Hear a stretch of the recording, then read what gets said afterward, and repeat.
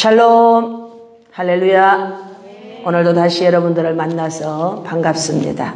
이 시간 저는 여러분들에게 상처는 나를 별이 되게 한다, 상처는 나를 스타로 만든다 하는 제목으로 같이 은혜를 좀 나눠보고자 합니다. 먼저 성경 이사야서 61장 말씀을 보겠습니다. 주 여호와의 영이 내게 내리셨으니 이는 여호와께서 내게 기름을 부으사 가난한 자에게 아름다운 소식을 전하게 하려 하심이라. 나를 보내사 마음이 상한 자를 고치며 포로된 자에게 자유를, 갇힌 자에게 노임을 선포하며. 여기에서 우리가 유의해서 좀 봐야 되는 부분이 무엇인가 하면 주 여호와의 영이 내게 내리셨으니, 할렐루야, 이 부분입니다. 성령의 사역 속에는 크게 세 가지로 볼 수가 있어요. 내 안에 역사하시는 성령의 역사, 또 내 옆에 계시는 성령의 역사, 또 우리 위에 임하시는 성령의 역사. 그런데 지금 이사야서 61장 1절에서는 영이 내게 내리셨으니, 이 말씀은 사도행전 1장 8절 여호와의 권능이 우리 위에 임하시면 이라고 하는 말씀과 동일합니다. 다시 말하면 두나미스, 권능, 하나님의 강력한 기름 부음이 우리를 덮었다, 이렇게 볼 수 있어요. 그러면 왜 이렇게 어마어마한 성령이 우리 위에 임하고 우리를 덮으시고 우리를 사로잡으시느냐? 이는 여호와께서 내게 기름을 부으사. 사도행전 10장 38절 말씀을 제가 한번 보도록 하겠어요. 예수님께서 이 땅에 오셔서 사역을 하시는데 제가 하나님이기 때문에 그런 사역을 하셨다, 이렇게 하지 않습니다. 사도행전 10장에서 38절 말씀에서는 놀라운 말씀을 주시면서 우리에게 가능성을 열어두셨습니다. 하나님이 나사렛 예수에게 성령과 능력을 기름 붓듯 하셨음에 부었다는 거예요. 쏟아 부으셨다는 거예요. 누구에게? 예수님에게. 누가? 하나님이 로마서 5장 말씀에도 보면은 하나님의 영을 우리에게 부으신다는 거예요. 덜어 부으신다는 거예요. 구약의 제사장들에게 기름을 부을 때 조그마한 컵에 이렇게 찍어서 주는 이게 아니에요. 큰 컵으로 머리 위에서부터 부었다고 되어져 있습니다. 그것이 옷깃을 적셔서 이 옷에 흘러내리는 거죠. 오늘 여기에 100% 사람이셨던 예수님이 그 어마어마한 일을 할 수 있었던 것은 뭔가 하면 성령을 들어 부으셨다는 거예요. 성령을 쏟아 부으셨대요. 그리고 말씀하시기를 그가 두루 다니시며 선한 일을 행하사, 두루 다니며 옛날 성경은 착한 일이라고 되어 있어요. 그렇게 착한 일을 할 수 있었고 마귀에게 눌린 모든 사람을 고치고 이렇게 할 수 있었던 것이 뭔가 하면 성령을 부으신 거예요. 기름을 갖다 쏟아 부으신 거예요. 로마서 5장에서도 가서 보면 이런 말씀이 되어져 있습니다. 로마서 5장에도 하나님께서 환난은 인내는 연단을 이라고 말씀하는데 4절에 보니까 3절 4절에 다만 이뿐 아니라 우리가 환난 중에도 즐거워하나니 이는 환난은 인내를, 이렇게 말해요. 인내는 연단은 소망을 이루는 줄 알미로다. 인내가 있을 때 열매를 볼 수 있어요. 아무리 어려워도 인내하셔야 돼요. 소망이 우리를 부끄럽게 하지 아니함은 우리에게 주신 성령으로 말미암아 하나님의 사랑이 우리 마음에, 하나님의 사랑이 우리 마음에 쏟아 부어졌다는 거예요. 오늘도 이 쏟아 부어지는 성령이 저와 여러분과 함께하고 있는 줄로 믿습니다. 그래서 이사야서 61장에도 가보니까 하나님의 영이 우리에게 내리셨다, 이 말은 우리에게 기름 부음을 쏟아 부으셨다는 거예요. 100% 사람이셨던 예수님이 그와 같이 엄청난 귀신을 쫓아내었고 기사와 이적과 표적이 나타나는 이런 일들을 하실 수 있었던 것이 성령이 그 위에 쏟아 부어주셨기 때문에 가능한 줄로 믿습니다. 그래서 오늘 이사야서 61장으로 다시 돌아와 보면 이런 엄청난 성령을 부어주신 이유가 가난한 자에게 아름다운 소식을 전하게 하려 하심이라. 가난한 자에게 아름다운 소식. 최고의 아름다운 소식은 하나님이 우리를 통치한다는 소식이죠. 예수님께서 이 땅에 오셨다는 소식입니다. 나를 보내사 마음이 상한 자를 고치며 포로된 자에게 자유를, 갇힌 자에게 노임을 선포하며. 세 가지 사역입니다. 이 어마어마한 성령의 기름을 우리에게 부으신 목적이 있으신 거예요. 첫째로 마음이 상한 자를 고치려는 거예요. 두 번째가 포로된 자에게 자유입니다. 묶여있는 자, 누구에게, 마귀에게 묶인 자에게 자유를 선포하게 하는 거예요. 그들의 결박을 끊어주는 거예요. 갇혀 있어요. 자기 생각에 갇혀 있어요. 이 갇힌 자에게 노임을 선포하는 거예요. 이 세 가지 사역을 감당케 하기 위해서 우리에게 하나님의 성령을 들어 부어주시는 거예요. 그래서 2절에 보니까 여호와의 은혜 신년입니다. 신년은 모든 것이 원래대로 돌아오죠. 50년 만에 안식년 7개 지난 그 다음 해 50년째가 신년입니다. 우리 하나님 보복, 하나님 보상해줘요. 하나님 원수를 갚아줘요. 그런 날을 선포하고 모든 슬픈 자를 위로하되. 할렐루야. 무릇 시온에서 슬퍼하는 자에게 화관, 꽃으로 된 관, 슬퍼하는 자에게 꽃으로 된 관을 씌워주시는 거예요. 그리고 죄를, 슬픔, 회개, 이런 거죠. 근심, 염려, 재난, 이럴 때 전부 죄를 뒤집었습니다. 이스라엘의 관습이죠. 죄를 대신해서 기쁨의 기름을, 이제 그 슬픔을 대신해서 찬송의 옷을, 근심을 대신해서 의의 나무 곧 여호와께서 심으신 영광을 나타낼 자라 하고 말씀하신 거예요. 제가 오늘 서두에 여러분들에게 이 말씀을 드린 것은 이제 상처는 나를 별이 되게 한다. 상처는 사명이더라고요. 깨닫고 나니까. 상처는요, 도구가 돼요. 상처는요, 무기가 되는 거예요. 근데 그 상처를 깨닫고 나니까 상처가 사명이었어요. 근데 사명인 것을 깨닫고 그 사명 안에 그것을 감당하기 위해서 열심히 가다가 보니까 그 상처가 나를 스타로 만드는 거예요. 많은 사람들에게 존귀함을 받고 많은 영혼들을 회복시키는 거룩한 통로가 되더라, 이 말씀이죠. 그래서 제가 힐링 캠퍼의 힐링 멘토로서의 길 안내자 역할을 한 지가 오래됐습니다. 그래서 저의 사역 가운데 있는 영성 테라피라고 하는 부분을 여러분들에게 말씀드리면서 오늘 상처에 대한 이야기를 같이 나누도록 하겠습니다. 제가 지금 영성 테라피를 한 지가 한 3년 이렇게 된 것 같아요. 그곳을 다녀가신 분들이 줄잡아 한 3,200명 정도 되고요. 현재 제가 보니까 7월 달까지 코로나 때문에 못하고 7월 달까지 했는데 124기까지 저희가 이 테라피를 진행을 했습니다. 테라피를 진행하면서 엄청나게 축복받은 사람이 누구입니까? 라고 묻는다면 바로 저 자신입니다.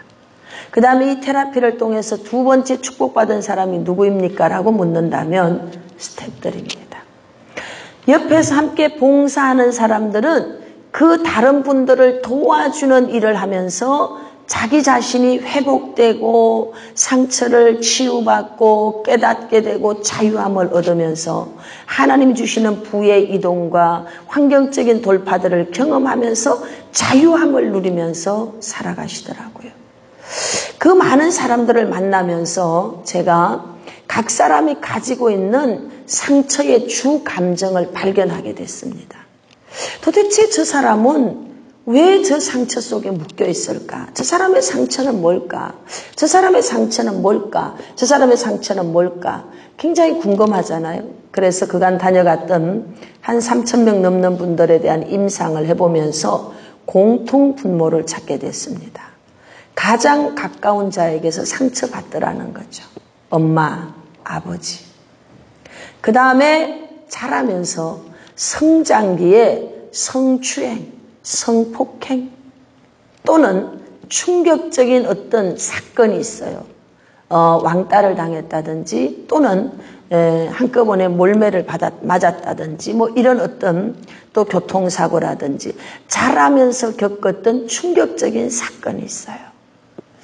그 가운데 정말 가슴 아픈 것은 이 성에 대한 부분이 있더라고요. 이 부분은 잠시 후에 또 제가 연결해서 말씀을 드리겠습니다. 그리고 세 번째, 태아기. 뱃속에 임신을 했는데 엄마가 아버지가 아이를 떼게 만드는 거죠. 그래서 중절 수술에 대한 위험에 놓여 있습니다. 이 일 때문에 태아기에 굉장한 충격을 받게 되죠. 또 하나가 보니까 이 사람이 그 가문 속에 우상 숭배가 너무 많았던 거예요. 그래서 이 우상 숭배에 대하여서 그 가문 속에 저주의 영향력이 들어와 있는 거예요. 이것 때문에 겪게 되는 많은 어려운 일들이 있더라고요. 또 하나는 주변에 가까운 자들입니다. 엄마, 아버지 말고 언니, 선생님, 친구 뭐 이런 가장 가까운 자를 통해서 상처를 받는 거예요. 그래서 제가 내린 결론은 상처는 절대 멀리 있는 사람에게 상처를 받는 게 아닙니다. 가까운 자, 아는 자, 사랑하는 자, 존경받는 자. 그런 사람들을 통해 상처를 받는데 이 상처받은 사람들이 가지고 있는 공통된 감정은 무엇인가라고 들어가 봤더니요. 그게 바로 거절감이더라고요. 사람들이 이제 이렇게 말해요. 사랑이 결핍돼서 그래. 애정 결핍. 인정 욕구. 저 사람은 인정 욕구가 너무 많아. 저 사람은 뭔가 과시 욕구가 너무 많아. 뭐 이런 이야기를 거의 대다수 상처 속에 있는 사람들을 보면 거의 행동 패턴이 비슷합니다. 과시하고 싶고요. 그 다음에 인정받고 싶고요. 사랑받고 싶고. 이거거든요. 근데 신기한 건요. 이 세 가지도 똑같이 들어가 보면 상처의 뿌리가 있어요. 그게 뭔가 하면 거절받은 거예요. 버림받은 거예요. 외면받은 거예요. 이 거절받고 버림받고 외면받은 그것이 그 사람에게 있어서 이제 투사로 다른 사람에게 투사로 나타날 때 또는 자기 방어 기제로서 나타나는 행동 패턴들이 그렇게 나타나는 거죠. 그래서 저 사람이 왜 저래라고 하는 것을 제가 상담이라든지 테라피라든지 이런 것을 몰랐을 때는 나타나는 행동만 보고 참 이해하기가 곤란했어요. 그런데 많은 분들의 아픔을 같이 들여다보다가 보니까 말하는 것 너머에 있는 마음을 보게 되더라고요. 네가 지금 사랑받고 싶구나. 네가 지금 인정받고 싶구나. 근데 이거예요. 그래서 상처가 그래도 어느 정도 아물어져 있는 사람들은요. 그냥 미안해, 사랑해 이러면 금방 해결이 되는데 상처의 골이 원체 깊은 사람. 자 보세요. 우리의 육체도 살짝 긁혀서 이렇게 스크래치 딱 난 요 정도는 그냥 대충 아까진게 바르면 치료가 돼요. 근데 골절이 됐어요. 또는 잘려나갔어요. 그거는요 평생 장애인이죠. 마음의 상처도 그렇더라고요. 어떤 사람의 거절감의 상처는요 그냥 스크래치 정도예요. 이런 사람은 그냥 위로하고 약간의 말로만 조금 이렇게 다듬어줘도 금방 욕구가 채워지는 거예요. 근데 어떤 사람의 마음은 이미 팔 하나가 잘려져 버렸어요. 어떤 사람은 다리 하나가 잘려졌어요. 마음의 장애가 있는 거예요. 마음의 장애. 그게 조현병, 정신분열 거기까지는 안 갔지만 상처로 인한 마음의 장애를 가지고 있어요. 그러다 보니까 계속 상처 속에 살아가는 거예요. 그런 사람의 마음을 저는 무적행이다 이렇게 해요. 이런 사람에게는요 사랑을 쏟아부어도 채워지지 않아요. 그래서 늘 애정 결핍을 호소합니다. 먹어도 배부르지 않는 거죠. 그래서 바라보면 너무 안타까운 거예요. 내 안에 욕구가 결핍될 때 내가 받는 것으로 욕구를 채워야지 이렇게 했을 때는 욕구는 안 채워지는 겁니다. 그럼 어떻게 해야지 욕구가 채워집니까? 바로 내가 다른 사람에게 주는 자가 될 때 욕구가 채워지는 거예요. 근데 그냥 어떻게 내가 환자인데 내 마음의 다리가 잘려지고 팔이 잘려졌는데 어떻게 환자가 일어나서 주는 자가 되겠습니까? 그래서 영성 테라피가 필요하더라고요. 그냥 말로 하는 게 아니고요. 테라피에 들어오면 긴 시간 동안을 지내면서 깨닫게 해줍니다. 깨닫게 해서 이사야서 61장에 보니까 마음이 상한 자를 고치는 이 사역이 에너지가 어마어마하게 들어간다는 걸 하나님은 미리 아시고 우리에게 하나님의 성령의 기름을 쏟아 부어주셨어요. 그래서 상처가 많은 사람들을 케어하는 데는요. 능력받지 않으면 케어하기가 어렵더라고요. 충만하지 않으면 케어하기가 어렵더라고요. 기름 부음을 충만히 받아야 그 사람을 케어할 수 있겠더라고요. 그러니까 하나님께서 아시고 기름을 쏟아 부어주시는 거예요. 그리고 예수님도 마지막 신장에 있던 물을 쏟아 부어주신 거예요. 맑은 물을 쏟아 부어서 마음에 아픈 것, 먹물로 되어져 버린 그 아픈 마음을 물로 깨끗하게 씻어주는 거죠. 아픈 마음을 치유하고요. 그 다음에 포로 되어져 있어요. 이 원수에게 결박돼서 포로 되어져 있어요. 원수 마귀가 시키는 대로 행동하고 있어요. 자기가 지금 왜 이런 행동을 하고 있는지 몰라요. 원수 마귀가 끌고 돌아다녀요. 중독으로, 도박 중독으로, 또 쇼핑 중독으로 끌려서 돌아다녀요. 자기가 지금 마귀에게 종로로 타고 있는지 포로 됐는지 몰라요. 왜 그런지 알아요? 상처 때문에 그런 거예요. 또 갇힌 자에게 노임을 선포하며 감옥에 갇혀 있습니다. 근데 이 감옥이 어떤 감옥일까요, 여러분? 물론 보이는 감옥이 있어요. 교도소 있죠. 근데 교도소보다도요 더 지독한 감옥이 있더라고요. 그게 바로 나의 생각, 나의 감정, 내 생각, 내 상처의 감옥에 갇혀 있는 거예요. 내 상처의 감옥에 갇혀 있기 때문에 소통이 안 돼요. 대화가 안 되는 거예요. 모든 사건을 내 상처의 프레임을 가지고서 해석을 하는 겁니다. 아무리 옆에서 권면을 해도 귀가 닫혀져서 들리지가 않는 거예요. 너무 안타까운 거예요. 정답을 손에 들고 이거 읽으면 된다고 아무리 이야기를 해도 이게 보이지가 않아요. 내 상처의 감옥에 갇혀 있으니까 세상에서 자기만 제일 불쌍한 거예요. 자기만 제일 초라한 거예요. 내 상처, 내 아픔의 감옥에 갇혀서 귀도 안 들리고요. 눈으로 보이지도 않는 거예요. 얼마나 안타까운지 몰라요. 과거에 내 모습이 저랬구나. 내가 저렇게 귀가 닫힌 귀머거리였구나. 내가 저렇게 말을 못 알아듣는 자였구나. 이걸 테라피 할 때마다 제가 깨닫는 거죠. 갇힌 자를 자유케 하는 거예요. 오늘 이 방송을 듣는 여러분들 가운데 혹시 자기 상처에 갇혀 있는 분들이 있습니까? 이 시간 내가 예수 그리스도 이름으로 명령하고 선포한다. 상처의 감옥에서 나오게 될 것. 여러분 더 이상 상처에 붙들려 있지 마세요. 상처는 나를 죽이는 것입니다. 상대를 먼저 죽이는 게 아니고 내가 먼저 죽는 거예요. 근데 깨닫고 나면 그 상처는 나를 별이 되게 만듭니다. 스타가 되게 만들어요. 개인적으로 저는 우리 친정어머니에 대한 거절감을 가지고 있어요.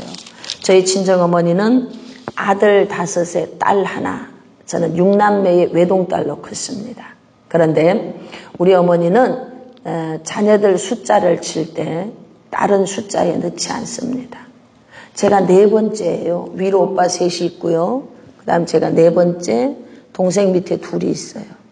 그러면 당연히 이야기를 할 때 우리 넷째가 이러면 제 자녀들은 4번째가 우리 엄마인데 할머니가 하는 얘기를 가만히 들으면 엄마 얘기가 아니고 삼촌 얘기하고 있거든요.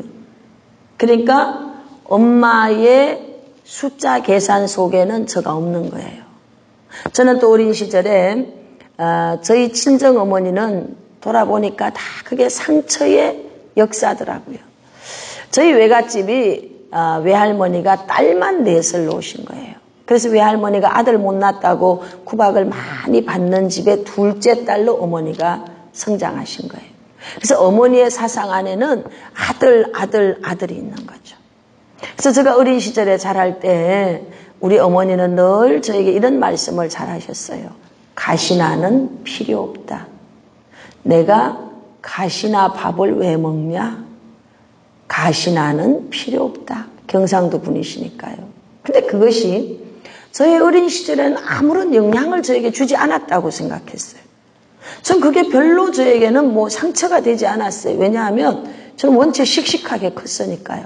그런데 인생의 과도기를 지나면서 제가 어려움을 겪었을 때 그 상처가 저의 폐부를 찌르고 있었다는 걸 발견하게 됐어요. 내가 이런 행동을 한 것은 내가 이렇게 고군분투하면서 뭔가를 이루어 보겠다고 밤잠을 자지 않고 했던 것이 어머니로부터 거절받았던 거절감의 상처 때문에 그렇구나. 이걸 발견하게 된 거예요. 저는 그것이 깨달아지고 그리고 많은 사람들에게 나의 상처에 대한 이야기를 하면서 오히려 더 많은 사람들에게 선한 영향을 주었고 그 상처가 지금의 저를 만들었어요. 그래서 저는 상처는 도구다. 상처는 무기다. 상처는 사명이다. 상처는 나를 스타가 되게 만든다. 제가 이래봬도 스타입니다. 왜냐하면 지금 텔레비전에 나오고 있잖아요. 할렐루야. 여러분, 상처는 나를 스타로 만듭니다. 제가 테라피를 하면서 만난 분이 계셔요. 처음에 테라피를 3박 4일로 출발을 했는데 시대가 뭐 너무 바쁜 세상이 됐잖아요. 그래서 2박 3일 하다 지금은 금요일 6시에서부터 토요일 오후 1시에 끝나는 1박 2일로 엑기스만 가지고 핵심만 제가 이제 다루게 됩니다. 왜냐하면 한 3,000명 이상을 해보고 나니까 어느 부분을 터치하면 되겠다는 걸 제가 이제 알게 됐죠. 그래서 이 바쁜 세상에 긴 시간 붙잡아 둘 수도 없고 그래서 1박 2일 한 달에 한 번 매월 둘째 주 매월 둘째 주간, 주간으로 둘째입니다. 매월 둘째 주간에 이제 천안에서 금요일 오후 6시부터 토요일 1시까지 영성 테라피를 진행합니다. 그것을 하면서 제가 발견한 많은 분들의 상처 중에 아주 손에다 꼽을 수 있는 상처가 있습니다. 어느 날 오시는 번님이라고 하는데 오시는 분들이 계시죠. 이분들 가운데 한 분이 제가 외모로 얼핏 보니까 남자예요. 남자인데 이분이 치마를 입고 브래지어를 하고 여자 옷을 입고 온 거예요. 그렇게 외모를 보면 남자같이 생겼는데 헤어스타일부터 머리도 긴 머리에 이렇게 치마를 입고 이렇게 여자 옷을 입고 온 거예요. 그래서 제가 이제 여잔데 내가 잘못 봤나? 그리고 이렇게 자세히 보니까 남자예요. 남자인데 이분의 문제는 성정체감에 대한 혼란이 온 겁니다. 자기가 여자로 태어나야 되는데 남자로 잘못 태어났다. 그래서 창조주 되시는 하나님에 대하여서 원망불평이 꽉 차 있어요. 자기는 여자로 태어났어야 된다는 거죠. 그러면서 여자하고 똑같이 행동하는 거예요. 화장 다 하고요. 그냥 저런 사람들 남자가 여장하고 다니는 뭐 이런 수준이 아니에요. 하나님을 향한 반발과 더불어서 그 이상한 행동들 뭐 이런 것들이 보니까 완전히 가치관도 왜곡되어져 있고요. 성에 대해서도 잘못되어 있고 이런 사람을 어떻게 도와줄 수 있겠어요. 그래서 이런 번님들이 저에게 이제 들어오면은 제가 이제 면담을 하면서 한 사람 한 사람을 다 만나게 됩니다. 그래서 기도하죠. 하면서 이분은 주님 어떻게 도와줘야 됩니까? 이분은 어떻게 해야 됩니까? 제가 이제 이렇게 기도를 하는 거예요. 그래서 이제 그분에 대해서는 밤새 기도를 하게 됐어요. 도대체 저분의 성 전체성을 이제 바꿔줘야 되는데 어떻게 할 수 있겠습니까? 그런데 성령님께서 어린 시절을 생각나게 해주신 거예요. 그래서 이분의 어린 시절에 어머니가 네가 뒷집에 여자애 누구하고 이제 비교를 하면서 너는 그만도 못하다. 그러면서 이제 야단을 치는 거죠. 이 집이 아주 괜찮은 부모님이 수준 있는 그런 가정이었어요. 근데 이제 이분은 학교 다닐 때 공부를 잘 못했던 거죠. 근데 뒷집에 자기가 이제 좋아하는 여자애가 있었는데 초등학교 때 늘 엄마가 그 애하고 이제 비교를 하는데 수치감을 느끼는 거예요. 그러면서 자라가면서 야동을 보게 되었고 자위행위를 하게 됐어요. 그러면서 자기가 생각하는 거예요. 차라리 내가 여자였으면 좋겠다. 여기에 빠지게 되는 거죠. 그러던 어느 날 이제 고등학교 가는 무렵에 완전히 여자 역할을 하게 되는 이런 사건이 또 생기는 거예요. 동성애에 빠지게 되고. 뭐 이러면서 이제 대학교 가서부터는 완전히 여자 역할을 하게 되는 거예요. 이런 긴 과정 속에서 오게 된 것을 이제 기도하면서 어린 시절 거를 알게 되었고 그 사람하고 이제 면담을 하면서 조금씩 이제 발견해 가게 됐죠. 그래서 그때는 2박 3일간 이제 테라피를 진행할 텐데 제가 이제 별도로 전체 그룹에서 토의를 하면은 제가 별도로 불러서 또다시 이 사람하고 또 따로 제가 사역을 하고 이렇게 2박 3일을 지나갔어요. 그리고 마지막에 끝에 가서 건드려진 부분이 바로 엄마에 대한 거절이었습니다. 엄마가 자기를 있는 그대로 자랑스럽게 여겨줬으면 되는데 엄마는 자신을 자랑스럽게 여겨주지 않았어요. 자기 느낌에, 자기 생각에. 엄마는 나를 창피, 수치스럽게 생각한다고 생각한 거예요. 그런데 그 어린 시절 자기가 마음으로 좋아했던 뒷집에 있는 여자아이 그 속에서 너는 제만도 못하냐 이 말에 수치 감정이 꽉 잡힌 거죠. 그 부분이 터치됐을 때 통곡하고 우는 거예요. 그러면서 긴 세월에 성적으로 잘못된 부분들 이런 부분들이 회개가 되고요. 그리고 이제 브래지어와 스타킹과 속옷도 전부 여자 겁니다. 팬티도 다 여자 거고요. 이걸 다 벗고 머리도 이제 끝나서 자르게 만들고요. 그 다음 주에 이제 찾아왔습니다. 완전히 남자 신사복을 입고 왔는데요. 멋진 남자였습니다. 이렇게 제가 만난 사람들 중에 지금도 잊지 못하고 있는 분이 바로 그런 분입니다. 성 정체성이 완전히 바뀌었던 분이죠. 또 하나의 사건이 있습니다. 저는요, 많은 여자분들이 가지고 있는 상처 중에 많은 상처, 골이 깊은 상처는 무엇일까? 그건 바로 성적인 충격이다. 제가 이렇게 말씀을 드리고 싶어요. 어떤 분이 이제 오셨는데 이분과 면담을 합니다.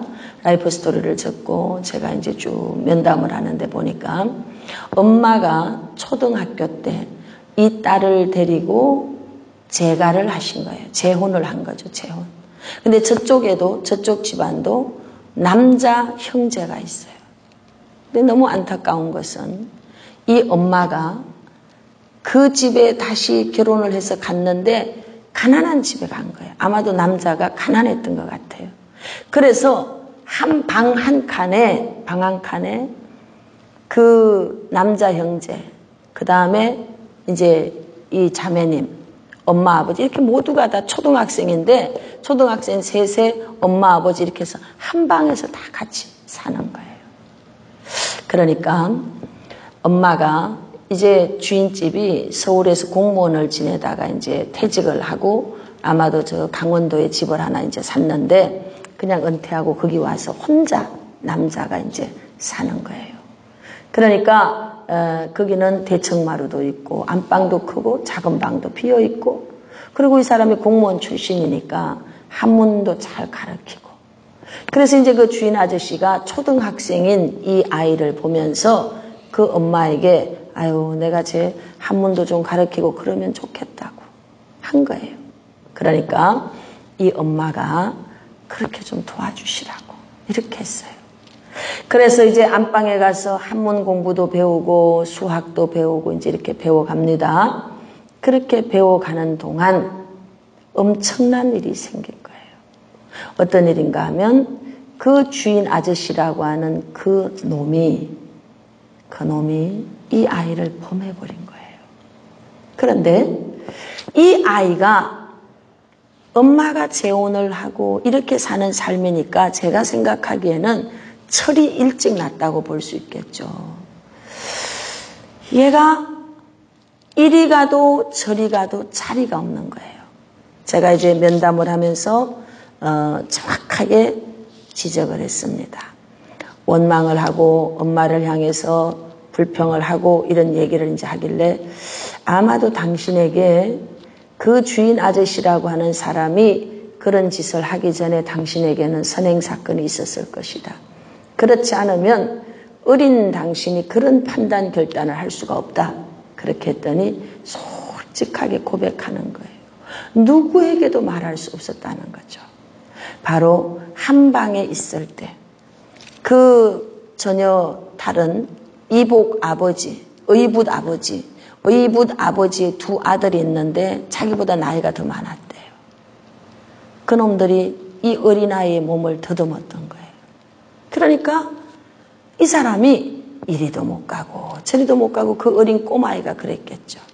근데 엄마는 그 사실을 알았는지 몰랐는지 모르지만 어쨌든 거기 가서 공부를 하게 하면서 옆방에 혼자 방에 잠을 자도록 그렇게 배려를 받게 됐고 나중에는 월세까지 깎아준 거예요. 월세까지 깎아줬을 때는 자기 생각에 우리 엄마는 알았을 거다. 이렇게 이야기하더라고요. 평생에 용서하지 못하는 사람을 이름을 대는데 그 주인 아저씨, 엄마, 그 다음에 배달은 그 완전히 다른 의붓 아버지의 아들 이렇게 셋을 이야기하더라고요. 그렇게 하여서 어쨌든 어린 시절을 보내면서 마음에 그토록 오랫동안 상처를 받고 살게 됐습니다. 학교에 갔을 때는 학교 생활을 모범생으로 잘해서 대학까지 갔는데 집에 돌아오면 그 어린아이가 기가 막힌 현실 속에 살게 되는 거죠. 그 주인 아저씨는 용돈을 줍니다. 학비도 줍니다. 이제는 이 끈을 놓을 수가 없는 거예요. 또 학교도 가야 되고 결혼을 해서 좋은 남자를 만나서 사는데요. 죄책감 때문에 이제 못 사는 거예요. 더 이상은 한 발자국도 앞으로 갈 수 없을 때 미쳐서 자살하고 싶고 죽을 것 같고 아이들 얼굴도 볼 수가 없고 남편 얼굴도 볼 수가 없는 그 상황이 됐을 때 저에게 찾아온 거예요. 그래서 테라피를 통하여서 이제 용서할 부분을 용서하고 이렇게 처리하면서 마음의 자유함을 얻고 가정으로 돌아가게 됐습니다. 또 하나의 사건이 있습니다. 저는 테라피를 하면서 아까도 말씀을 드렸지만 많은 여자들의 마음의 상처는 성적인 데서부터 온다는 것을 제가 알게 됐습니다. 또 한 사람이 왔는데 이 사람은 자궁암 말기가 돼서 저를 찾아왔습니다. 찾아왔는데 이제 병원에서는 뭐 살면 몇 개월 뭐 이 정도의 시한부 인생이에요. 그래서 제가 라이프 스토리를 쭉 보면서 보니까 너무 기가 막힌 사연을 가지고 있는 거예요. 역시나 엄마가 이제 재혼을 한 거죠. 그랬는데 친아빠가 따로 있는 거예요. 그러다가 또 재혼한 남자하고 엄마가 또 헤어졌어요. 또 다시 친아빠가 또 엄마에게 왔다 갔다 하는 이런 상황이었습니다. 그 속에서 이 아이는 엄마를 따라다니면서 이제 사는 거예요. 딸이 하나인데. 그런데 중학교 때입니다. 이제 중학교 때, 중학교 3학년, 이제 고등학교 가는 요 무렵입니다. 친아빠하고 이제 이렇게 왔다 갔다 하는 거예요. 그런데 친아빠가 친딸을 성폭행을 했습니다. 이것을 엄마에게 말을 할 수가 없는 거죠. 그 한 번으로 끝날 줄 알았어요. 그런데 이 친아빠가 엄마를 찾아오는 것이 아니고 엄마에게 온다고 하면서 자기를 범하고 가는 거예요. 이 횟수가 많아지는데 이 말을 할 수가 없는 거예요. 그러다가 고등학교를 가게 됐고 임신을 하게 됐습니다. 그래서 병원에 가서 이제 중절 수술을 하고 왔죠. 와서 쓰레기통에 이제 처리해야 되는 많은 것들이 있잖아요. 친아빠가 그때도 엄마를 찾아왔다라고 하면서 자기 방에 온 거예요. 이런 사실을 남자니까 어른이니까 다 알고 있었겠죠. 그래서 이 여자아이의 패드가 그 쓰레기통에 이렇게 버려져 있을 때 그 미친놈이 뭐라고 이야기를 했는가 하면 왜 내 아이를 죽였느냐 이렇게 말한 거예요. 여러분 분노가 치밀어 오르지 않습니까? 요즘에는 보니까 사연 읽어주는 사람들 속에서 주로 이런 얘기들이 많더라고요. 저는 이 사건이 10년 전의 사건입니다. 저는 충격받았어요. 어떻게 인두껍을 쓰고 그런 일이 일어날 수 있을까? 그래서 그놈은 찢어서 죽여야 된다고 그랬어요. 그리고 그 자매를 부둥켜 안고 정말 몇 시간을 울었던 것 같습니다. 그 자매는 그것이 용서가 안 된 거예요.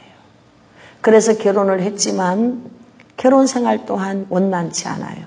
남편이 또 어떤 여자하고 바람이 나고요. 버림받고 홀로 있게 되고 이런 사정이 있었어요. 그랬는데 테라피에 들어와서 도저히 용서할 수 없는 상황이지 않습니까? 이 사연을 함께 나누게 되었고 용서하게 되었고 깨닫게 되었고 받아들이게 되었습니다. 너무 감사한 건 6개월도 못 산다고 하는 그 사람을 하나님이 치료해 주셨어요. 그리고 남편이 다시 가정으로 돌아오게 되었고 건강한 몸으로 3년인가 살다가 다시 이제 재발을 하게 됐습니다. 더 이상 예배 생활을 하지 않았던 거예요.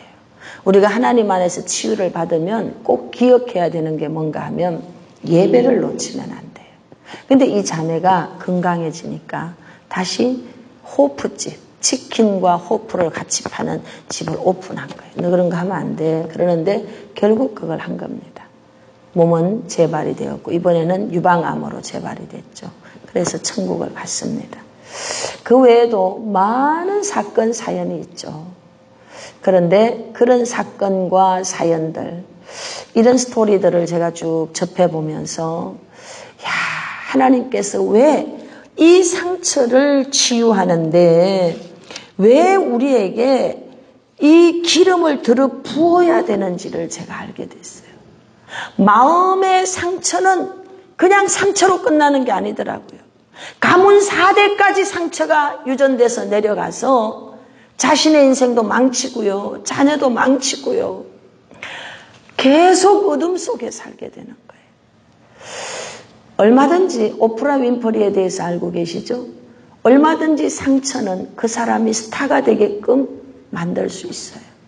상처를 극복하기 위해서 하나님을 만나고 하나님의 은혜를 경험하고 하나님의 사랑을 여러분들이 경험하고 나면 그 상처는 진주가 됩니다.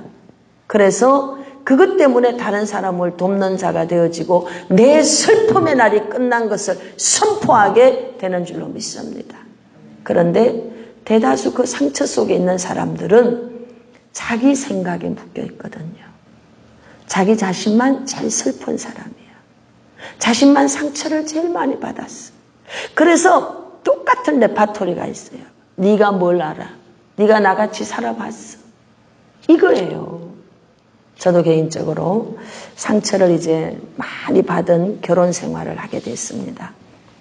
그래서 그런 어려운 결혼 생활을 하게 될 때 사람들이 저에게 찾아와서 상담을 요청하고 이야기하면 겉으로는 제가 다 들어주면서 제 마음 안에 어떤 생각이 있었는가 하면은 야, 그까짓 걸 갖고 그러냐 이렇게 했어요. 왜? 저는 그보다 더한 어려움 앞에 있으면서 지금 이제 막 신학도 하고 이제 이렇게 가고 있어요. 그러니까 이 사람에 대한 아픔이 오롯이 내가 받아들여지지 않는 거예요. 야, 그까짓 걸 가지고 그러냐. 그리고 제가 이야기할 때 산전수전, 공중전, 지하전, 잠수전, 땅굴전 요 수준이 아니고 파도타기, 암벽타기, 빙벽타기 이렇게 제가 저 자신의 인생 이력서를 이야기합니다. 그럴 만큼의 다양한 것들을 겪으면서 이제 오게 되었는데 제가 이런 테라피를 하면서 사람들을 만나면서요 깨달은 게 있습니다. 상처가 많은 사람은 자신의 프레임 속에 갇혀 있구나. 자기 프레임 속에 갇혀 있기 때문에 넓은 세상을 보지 못하는 거예요. 너무 안타까운 거예요. 프레임이 뭐예요? 털이지 않습니까? 이 털 속에 이렇게 갇혀 있는 거예요. 이 털 너머가 보이지 않는 거예요. 이것만 깨고 나오면 자유로운 세상인데. 그리고 이 사람이 상처에 묶여있기 때문에 한 발자국도 전진을 못하는 거예요. 10년이 지났는데 여전히 그 자리에 있는 거예요. 여전히 그 자리에. 얼마나 불쌍하고 안타깝습니까? 오늘 방송을 듣는 여러분, 상처 없는 사람 없습니다. 다 상처 있습니다. 그런데 하나님이 상처를 허락하신다고 믿으십시오. 깨달으십시오. 그래서 요셉이 말하잖아요. 당신들은 나를 해하려고 하였지만 하나님께서 이렇게 하시사 이렇게 한다라고는 이렇게 속에 들어가는 복을 받을지어다. 상처를 깨닫고 나면 하나님이 허락하실 때는 이유가 있지. 하나님이 왜 허락하셨겠어? 깨달으세요. 내 생각이 확 바뀌어져야 돼요. 내 감정이 확 바뀌어져야 돼요. 그러면 이제는 나의 상처만 보던 자기중심적인 인물에서 내가 당신들의 자녀까지 기르리이다 라고 선포하는 자로 일어나게 됩니다.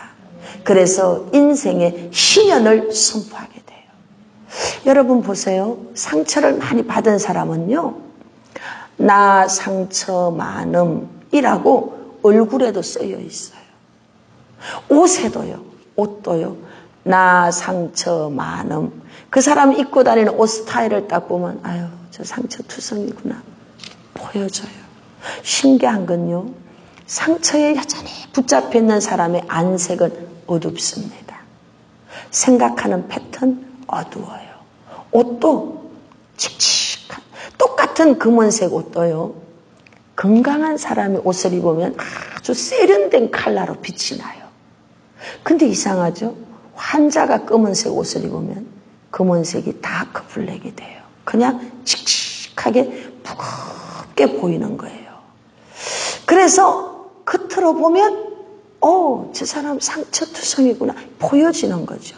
근데 오늘 성경에서 뭐라고 말씀하시는가 하면 이 상처의 옷을 벗겨주신대. 할렐루야.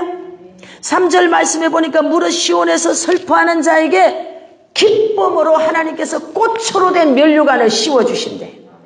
이 죄를 뒤집어 쓰고 있는 그것을 다 벗겨내시고 기쁨으로 윤기 나게 해주신대요. 기름을 부어주시는 게 뭐예요? 윤이 나는 거 아니에요? 빛이 나는 겁니다. 빛이 번지르르 반질반질 반짝반짝 빛이 나게 슬픔을 대신해서 찬송의 옷으로 입혀주신다는 거죠. 여러분, 상처는요, 우리를 거룩한 일꾼이 되게 만들어요. 그 상처 가지고 다른 사람에게 가봤자 소용없습니다. 주님에게 나오십시오. 예수님을 만나십시오. 그러면 내가 받은 상처가 무기가 됩니다. 그래서 나 같은 자를 치료하게 돼요. 나 같은 자를 도와주게 됩니다. 그래서 여러분들이 이 시대의 의의 나무, 정말 빛의 사자가 되는 줄로 믿습니다. 더 이상 자기 상처의 늪지대에 빠져 있지 마세요. 내 상처의 프레임으로 인생을 해석하지 마십시오. 하나님이 그것을 허락했을 때는 이유가 있는 겁니다. 깨달으시길 바랍니다. 근데 이게 잘 안 깨달아져요. 그래서 이제 저희 테라피에서는 밤새도록 그 사람에게 질문을 던집니다. 그리고 생각, 자신이 만들어 놓은 생각의 이 프레임 있죠? 이거를 깨뜨려 주는 거예요. 이걸 깨고 나면 아하 하고 깨달아지고 나면 그때부터 세상이 완전히 새롭게 보이는 거예요. 맞아, 나는 나야. 맞아, 나는 나야. 너는 너지, 나는 나지. 이게 깨달아지는 거예요. 그리고 제껴버릴 수 있는 거예요. 깨닫기 전에는 그까짓 걸 갖고 왜 그래, 제껴버려, 퉁쳐, 넘겨, 그냥 이렇게 얘기를 해도 깨달은 사람은 맞아 제껴. 화를 낼 것도 깨달은 사람은 그거 좀 이따 정리합시다. 감정에 대해서도 저만큼 뒤에다 놔둘 수 있어요. 근데 이 못 깨달은 사람은 이 감정에 붙들려서 사는 거예요. 감정이 앞에 가 있는 거예요. 여러분, 인격자가 뭐예요? 자기 감정을 다스릴 줄 아는 게 인격자거든요. 깨달은 자는 내 생각, 내 느낌, 이건 내가 만든다는 걸 깨닫게 되거든요. 그래서 저는 주님이 저에게 사명으로 어느 날 주셨습니다. 이 테라피에 대해서 정말 버겁고 힘들거든요. 그런데 어느 날 성령님께서 제가 꼭 이걸 해야 됩니까? 라고 울면서 기도할 때 예수님께서 환상 가운데 정말 머리에서부터 발끝까지 완전히 더러운 온물이 묻은 사람을 제게 데리고 왔어요. 데리고 와서 제 앞에 데리고 오는 거예요. 그러면서 저보고 씻어주려는 거죠. 이 사람을 깨끗게 해주려는 거고. 제가 어떻게 합니까? 좀 못합니다. 그러는데 그냥 저보고 손만 얹으려는 거예요. 그래서 제가 이렇게 환상 가운데 그 머리에서부터 완전 발바닥까지 더러운 게 다 묻어 있는 거예요. 씻을 수도 없을 만큼 더러운 거예요. 그런데 냄새도 나는 겁니다. 나는 못한다고. 그런데 네가 손만 얹어라. 그런데 손을 얹었을 때 너무 신기한 일이 생겼어요. 순간 예수님 변화산에서 깨끗하게 변화돼서 눈처럼 희게 된 것처럼요. 손만 얹었는데 그 오물이 싹 벗어지는 거예요. 제가 깜짝 놀랐죠. 근데 그때 성령의 음성이 저에게 들렸어요. 나는 이 일을 누군가 했으면 좋겠다. 제가 밤새 한 기도가 뭔가 하면 나 이거 못하겠어요. 저 상처투성이에 저 사람들 해도 끝이 없어요. 마음이 무적행이라서 사랑을 쏟아붓고 또 부어도 언제 날 사랑했냐고 말랐기 말씀하고 똑같습니다. 사랑을 줘도 목사님은 나만 미워하고 목사님은 나만 싫어한다고 라고 말하는데 내가 아버지 견딜 수가 없습니다. 그러니까 그 환상을 막 울면서 기도할 때 보여주신 거예요. 그러면서 내 종아, 나는 누군가 이 일을 꼭 해줬으면 좋겠다. 그런데 네가 이 일을 하면 좋겠다. 이렇게 해주셨어요. 그래서 그때 제가 통곡하고 울었어요. 왜? 주님이 그를 내 앞에 손잡고 데리고 왔으니까. 그래서 저는 테라피를 사명으로 받았습니다. 그리고 지금까지 힘들지만 제가 감당을 해가고 주님이 부르시는 날까지 그 일을 하려고 합니다. 오늘 여러분들의 상처가 여러분의 인생을 혹시 발목 잡고 있지는 않습니까? 상처는 누구나 다 받아요. 근데 잘못되고 나쁜 건 내가 상처에 붙들려 있는 게 잘못된 거예요. 여러분, 자유해지십시오. 그 상처가 주는 의미를 깨달으십시오. 그러면 여러분들은 상처 입은 치유자로 일어나고 더 많은 영혼들을 살리게 될 것입니다. 선한 영향을 주는 그런 사람으로 일어나게 될 것입니다. 상처는 여러분들을 스타로 만들 겁니다. 우리가 이 시간 함께 이제 기도할 겁니다. 마음이 아픈 분들이 있습니까? 오늘 아픔을 토설하십시오. 여러분이 가지고 있는 아픔의 상처를 다 쏟아내십시오. 그리고 몸이 아픈 분이 있습니까? 그 또한 마음의 병으로부터 왔을 수 있습니다. 아픈 곳에 손을 얹고 기도하세요. 제가 통성기도하고 난 다음 여러분들에게 치유기도를 선포해드리도록 그렇게 하겠습니다. 우리 이 시간에 제가 한번 기도한 다음에 같이 주여 삼창하고 기도하겠습니다. 살아서 우리와 함께 하시며 지금도 이 자리에 함께 계신 주님을 찬양합니다. 아버지 하나님, 상처를 깨닫고 나니 그것 때문에 우리를 강하게 하고 그것 때문에 우리를 담대히 하며 그것 때문에 은사를 부어주셨고 그것 때문에 은혜 속에 있게 하시고 그것 때문에 주님을 만난 증거를 가진 자가 되게 하셨다는 것을 알게 되었습니다. 그러나 지금도 너무나 많은 사람들이 상처 속에 붙들려 있습니다. 이 시간 오직 주님을 의지합니다. 이 기도하는 시간 아버지 하나님께서 각 사람이 상처에 붙들려 있다면 주여 자유케 하여 주옵소서. 상처에서 자유케 될지어다, 자유케 될지어다, 자유케 될지어다. 다같이 주여 삼창하고 기도하겠습니다. 주여 주여 주여. 내 아버지 하나님이여 메데니와 카마디알라스. 오직 아버지 하나님께서 이사야 61장에 말씀하셨던 것처럼 하나님 아버지여 미포르겐 메르디아 모산드라바바바바. 하나님 아버지여 우로부터 하나님 아버지께서 그리스도 영을 부어주시옵소서. 메렌드라바디와 카나마디와 켄요라바라베까라와셀라 하나님 아버지 로샨다라바카라반다라비알레사라바라바바바 하나님 아버지 오샤라바카라벤도라바라바카 할렐루야 주님 아시지요. 오레포미포라바카라반도라바라바바바바바 하나님 아버지 로샨다라바카라반도라바라베칼라바카라비아 모든 상처의 참상에서부터 하나님 아버지여 자유케 하여 주시옵소서. 오 내 아버지 하나님이여 로헌드라디알라바카라비아 와사라반도라바라바바바바 아버지여 주여 주여 마리안나라바라바바바바바바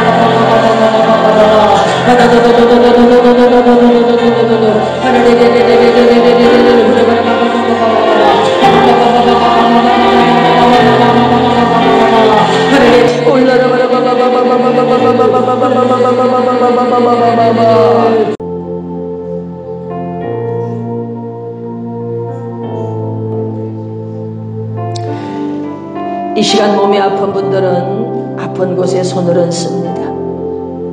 하나님 아버지, 간절히 주님 앞에 기도합니다. 제가 채찍에 맞음으로 나음을 입었다고 말씀하신 주님, 어린 시절 또는 성장기에 받았던 상처 때문에 40년, 50년, 20년 고통 가운데 있는 분들이 있을 것입니다. 오늘 원하옵나니 주님, 방송을 듣는 모든 분들에게 친히 역사하여 주셔서 상처로부터 자유케 하여 주옵소서. 모든 상처로부터 자유케 될지어다. 자유케 될지어다. 모든 묶임에서 자유케 될지어다. 모든 묶임에서 자유케 될지어다. 포로된 데서 자유케 될지어다. 포로된 데서 자유케 될지어다. 우리 아버지 하나님 말씀하시기를 이제 가난한 자에게 아름다운 소식을 전하게 하시며 마음이 상한 자를 고친다고 하셨습니다. 포로된 자에게 자유와 갇힌 자에게 노임을 선포하게 하며 하나님 아버지께서 모든 슬픈 자를 위로하신다고 말씀하셨습니다.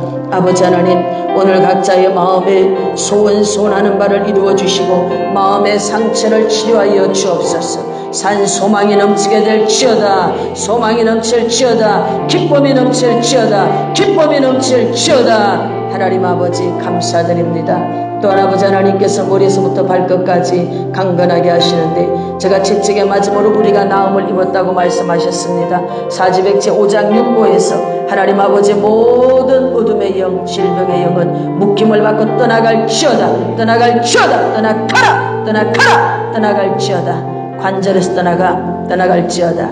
샤케스 떠나갈지어다. 무릎 관절이 아픈 분이 있으시군요. 무릎 관절, 오늘 그분을 하나님께서 고치셨습니다. 할렐루야. 위장에 위하수가 있어요. 위하수. 위가 늘어져 가지고 소화가 안 되고 그런 분이 있습니다. 오늘 그분도 하나님이 고치셨습니다. 할렐루야. 오 할렐루야. 주님 감사합니다. 아버지, 모든 암병으로 고통하는 아버지 하나님, 환자들을 기억하여 주시고 하나님 아버지께서 깨끗하게 하시고 아버지, 그들 또한 그 질병에서 자유케 하여 주옵소서. 깨끗함을 받을지어다. 불치병에서 고침을 받을지어다. 고침을 받을지어다. 하나님 아버지, 영성 테라피를 통해 수많은 영혼들이 고침을 받았습니다. 그 한 사람 한 사람 모두가 건강하여 새 사람으로 새로운 삶을 살고 있습니다. 그들에게 말라기 4장 2절의 말씀처럼 외양간에 뛰어나온 송아지처럼 기뻐 뛰는 역사가 일어나게 도와 주시옵소서. 감사하며 예수님의 이름으로 기도드립니다. 아멘. 공지사항을 말씀드리도록 하겠습니다. 매일 오후 3시에 실시간으로 김노기 박사의 실천 영성 수업이 진행이 되고 있습니다. 여러분들이 채널을 그 시간에 고정해 두시고 들으면 놀라운 위로와 또한 회복이 있을 겁니다.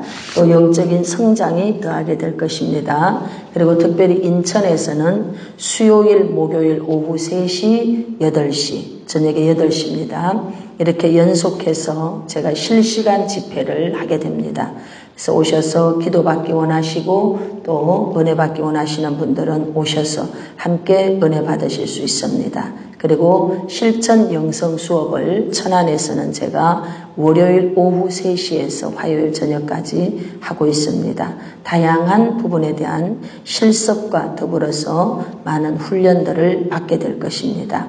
그리고 한 달에 2번 제가 힐링 캠프를 금요일 6시에서 토요일 오후 1시까지 천안에서 진행하고 있는데 그곳에 오셔서 여러분들의 문제, 가지고 있는 어려움들을 해결받을 수 있을 것입니다.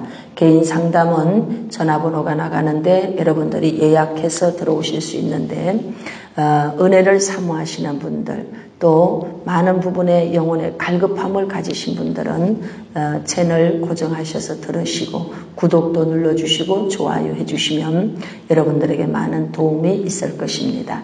감사합니다. 내일 이 시간 다시 여러분들을 또 만나도록 하겠습니다. 할렐루야.